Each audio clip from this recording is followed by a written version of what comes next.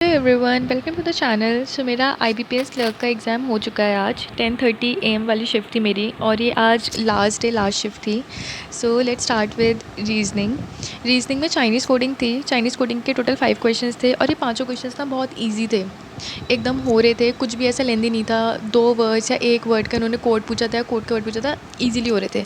Next है alphanumeric series. तो alphanumeric series again easy थी। जितने भी इसके क्वेश्चन थे ना, काफ़ी मतलब बिल्कुल भी लेंदी नहीं थे, इजीली हो रहे थे। एक क्वेश्चन मुझे इसका याद है कि इन्होंने लेफ़्ट हैंड और राइट हैंड से एक एक लेटर आ रहा था, M और G, और उसके बीच में पूछे थे अल्फ़ाबेटिकल ऑर्डर में कितने वर्ड्स आएंगे। तो इसका आंसर 5 था, ठीक है।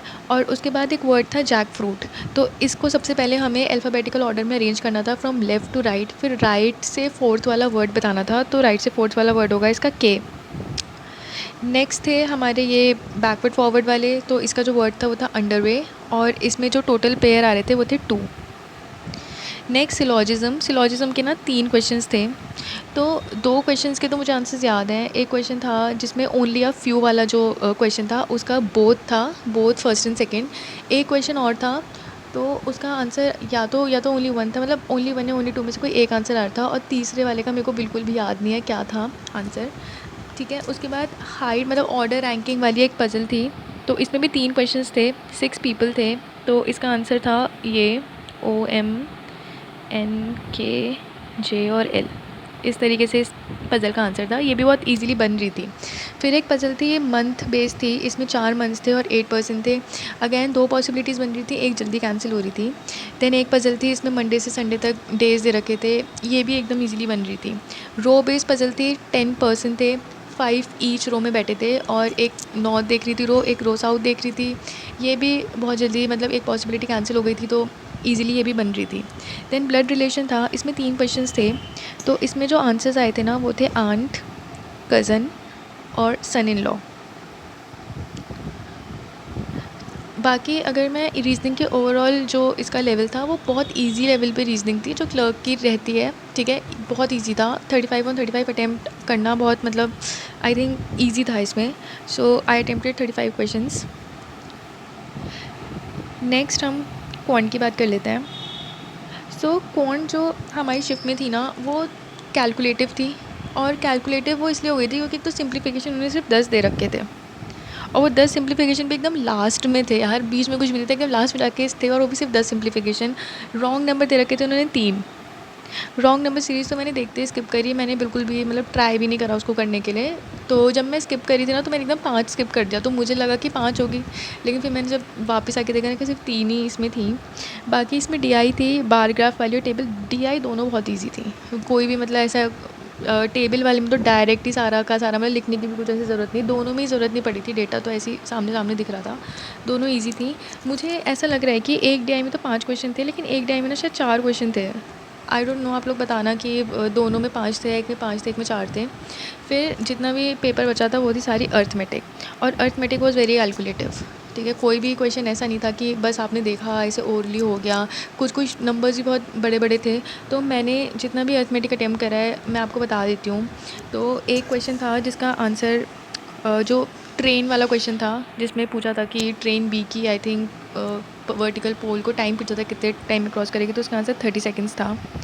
एक क्वेश्चन था टाइम एंड वर्क वाला, उसमें A 60% वर्क को कितने दिन में करेगा, तो उसका आंसर मेरा 18 था। नेक्स्ट क्वेश्चन था जिसमें एरिया पूछा था, ठीक है, एरिया ऑफ स्क्वायर, तो उसका आंसर 400 आ रहा था।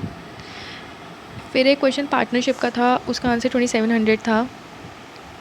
देन एक क्वेश्चन था जिसमें वो अपनी मंथली इनकम को इतना इतना परसेंट करता है, फिर उसकी मंथली इनकम बतानी थी, तो उसका आंसर 40,000 था। देन एक बोट एंड स्ट्रीम वाला क्वेश्चन था, उसका आंसर मेरा 4 आ रहा था, ठीक है। एक क्वेश्चन और था एजेस वाला। वो एजेस वाला क्वेश्चन यार, उसने मेरे को ना बहुत फंसाया है। मतलब मैं बार बार कैलकुलेशन कर रही थी, मेरी कुछ ना कुछ कैलकुलेशन एरर हो रही थी। लास्ट में आंसर आ गया था, लेकिन मेरे को अब बिल्कुल भी याद नहीं आ रहा वो आंसर था क्या एक्चुअली। और मैंने 7 ही क्वेश्चन अटैम्प्ट करे अर्थमेटिक के, बाकी मैंने नहीं करे अटैम्प्ट, क्योंकि एक मिक्सचर एलिगेशन वाला क्वेश्चन था, वो मुझे लगा थोड़ा सा मतलब लेंदी है, या मेरे पास टाइम भी कम बचा था उस क्वेश्चन के लिए, तो मैंने एजेस वाले करा और उसमें मैं फंस गई। तो रीजनिंग में वो क्वांट में जो मैंने अटैम्प्ट करे हैं, उसे 26 क्वेश्चन हुए हैं मेरे। 7 यहाँ से, 10 सिंप्लीफिकेशन, और बाकी जितने भी ये DI के क्वेश्चंस थे वो। तो overall quant was easy to moderate, lengthy थी, कैलकुलेटिव थी, एकदम ऐसा नहीं था कि ईज़ी हो रही है कि 30 या 31 32 करना अचीवेबल है। बच्चों ने करे भी होंगे बट मेरे अकॉर्डिंग मुझे थोड़ा सा लगा कि ये मॉडरेट एंड पे है। उसके बाद नेक्स्ट चीज़ है इंग्लिश। इंग्लिश में जब इंग्लिश को कर रहे थे ना, तो मेरे को ऐसा लग रहा था इंग्लिश बड़ी ही ईज़ी आई है, ठीक है। और चीज़ भी ये थी कि जो एरर के 6 क्वेश्चंस थे, उसमें से जो 4 क्वेश्चंस थे वो बहुत ईज़ी थे, मतलब देख के ही पता लग रहा था हाँ इसमें एरर है। एक क्वेश्चन था डॉक्टर वाला, उसमें मतलब मेरे को कभी लग रहा था एरर है, कभी लग रहा था नहीं है, तो मैंने फिर फाइनली उसमें नो एरर मार्क करा डॉक्टर वाले क्वेश्चन में। और एक क्वेश्चन था अमंग वाला, कि वो अमंग फादर मदर, उसमें भी मुझे लग रहा था कि हाँ बिटवीन होना चाहिए, लेकिन फिर वही इतना कन्फ्यूजन हुआ कि फिर मैंने उस क्वेश्चन को छोड़ ही दिया। मतलब उसका आंसर यही था कि बिटवीन, अमंग में एरर था, बिटवीन होना चाहिए था। बाकी 4 बहुत ईज़ी थे, वो देखते एकदम समझ में आ रही थी कि हाँ इसमें एरर है, ठीक है। बाकी कॉलम वाला एक क्वेश्चन था, वो भी बहुत ईज़ी था, उसमें 2 आपस में मैच कर गए थे, अगेन वेरी ईज़ी। कॉम्प्रीहेंशन के आई थिंक 9 से 10 क्वेश्चंस थे, मुझे याद नहीं है। कॉम्प्रीहेंशन जो था एक पूरा का पूरा एक स्टोरी, मतलब स्टोरी भी नहीं कहोगे, एक वो था कि एक लेडी है जो डायबिटिक है, फेंट हो जाती है, फिर उसके बाद थोड़ा सा उस विलेज के बारे में स्टैटिस्टिक्स दे रखी थी, इस तरीके का था। प्योर स्टोरी नहीं कह सकते उसको, स्टोरी बेस्ड। तो उसमें जो वर्ड्स हाईलाइटेड थे ना, अदर्स हाईलाइटेड था, हैंडी हाईलाइटेड था, वो वर्ड्स देखने बड़े ईजी थे कि अच्छा हाँ ठीक है बड़ी ईजी है, अगर इनके बारे में कुछ पूछेगा तो ईजी हो जाएगा। फिर जब क्वेश्चन जब आया ना, तो फिर 2-3 ऑप्शन तो एलिमिनेट हो रहे थे, लेकिन 2 ऑप्शन इतना कंफ्यूज कर रहे थे ना, कि जैसे हैंडी था, हैंडी का मैनेजेबल भी लग रहा था, हैंडी का ऐसा लग रहा था नियर बाय भी हो सकता है, मतलब बहुत कन्फ्यूजन। फिर अदर्स वाला था, अदर्स में मेरे को तो लग नहीं रहा था, मेरे को ऐसा लग रहा था सब कुछ ही सेटिस्फाई करे, न्यू भी हो सकता है, ऑल्टरनेट भी हो सकता है, नेक्स्ट भी हो सकता है, सब कुछ ही लग रहा था कि हाँ ये सब कुछ ही हो सकता है। तो बड़ा ही मतलब वोकैबलरी ईजी थी, ठीक है, सब समझ में आ रहा है, लेकिन कन्फ्यूज़ बहुत कर रही थी। बाकी कॉम्प्रीहेंशन का एक ट्रू वाला क्वेश्चन था, उसका मुझे याद है कि ओनली बी था ऑप्शन। नेक्स्ट था क्लोज टेस्ट, ठीक है। क्लोज टेस्ट में भी अगेन वही हुआ कि जब वन गो में पढ़ा, ऐसा लगा कि यार हाँ, क्योंकि ऑप्शंस भी इतने इजी थे, ऐसा लगा कि हाँ ये आंसर है। उसके बाद जब मैंने उसको सेकंड टाइम पढ़ा, फिर मैंने कुछ कुछ ऑप्शंस अपने चेंज करे कि नहीं ये हो सकता है, नहीं इसका ये हो सकता है। तो वही अगेन मतलब कन्फ्यूजन क्रिएट कर रहे थे। सिंपल में भी पता नहीं क्या आज बड़ा ही मतलब कन्फ्यूजन हुआ है मुझे इंग्लिश में। तो मैं बताती हूँ, मुझे कुछ कुछ याद है, जैसे एक रिक्वायर मैंने करा है, एक मैंने डिस्पाइट करा है, एक पता नहीं यार मैंने लीड करा है, कॉज करा है। और वही चीज़ हो रही है कि ना ये मतलब 2 ऑप्शंस इतने क्लोज़ लग रहे थे कि हर कोई 50% बच्चे बोल रहे हैं कि हाँ ये होगा, 50% बच्चे बोल रहे हैं ये होगा। आई डोंट नो क्या है इसका एग्जैक्ट आंसर्स, क्या हैं इसके क्लोज टेस्ट के। बहुत मतलब ईज़ी में भी कंफ्यूज कर रहे थे। उसके बाद ये वर्ड वाले जो क्वेश्चन रहते हैं, क्या कहते हैं उनको, आई थिंक फ्रेजल वर्ब है वाले कि इसके रिप्लेसमेंट में कौन से आ सकते हैं। तो इस तरीके के क्वेश्चन थे, ये बहुत इजी थे। एक आई थिंक वेंट अवे, मुझे याद है, एक पुलिस क्या सेंटेंस था कोई। और हाँ एक चीज़ मैं इंग्लिश में इतना भूल गई, इंग्लिश में एक वो वाले थे सेंटेंस रीअरेंजमेंट जो करना होता है हमें, तो वो भी बहुत ईजी थे। उसमें एक में नो रीअरेंजमेंट था, बाकी सारे मतलब ऑप्शन से मैच कर रहे थे, वो रीअरेंज हो जा रहे थे। तो इंग्लिश में आई अटेम्प्टेड 29 क्वेश्चंस, लेकिन मैंने जब बाद में देखा है ना 50-50%, तो मुझे लग रहा है इंग्लिश में तो एक्यूरेसी बहुत ही मतलब हो गई है ख़राब। सो टोटल मेरे जो अटेम्प्ट्स हुए हैं इस पूरे एग्ज़ाम में, वो हैं 90 अटेम्प्ट्स।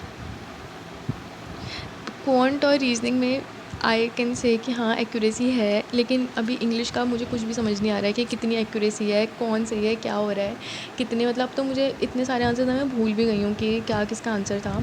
तो आप लोग भी प्लीज़ कमेंट करके बताना कि आप लोग के क्या क्या आंसर्स रहे हैं, आप लोग के कितने कितने अटैम्प्ट्स रहे हैं आज की शिफ्ट में, और आप लोगों को क्या लग रहा है शिफ्ट के बारे में। नेक्स्ट चीज़ ये है कि अब सारे क्लर्क हो चुके हैं, सारे जितने भी एग्ज़ाम्स थे। अभी नेक्स्ट चीज़ है अपना मेंस। तो अब मैं कल से मेंस के लिए स्टार्ट करने वाली हूँ, सेक्शनल लगाना, जीके और जो सारी चीज़ें हैं, बैंकिंग अवेयरनेस, कंप्यूटर्स। तो जितना भी मैं करूँगी आपके साथ, I share all the videos with you. And मेरा टेलीग्राम ग्रुप भी है, so you guys can just click on the link and join the Telegram group as well. And guys please, अगर आपको ये वीडियो अच्छी लगी है तो please do subscribe to the channel, and thank you for watching.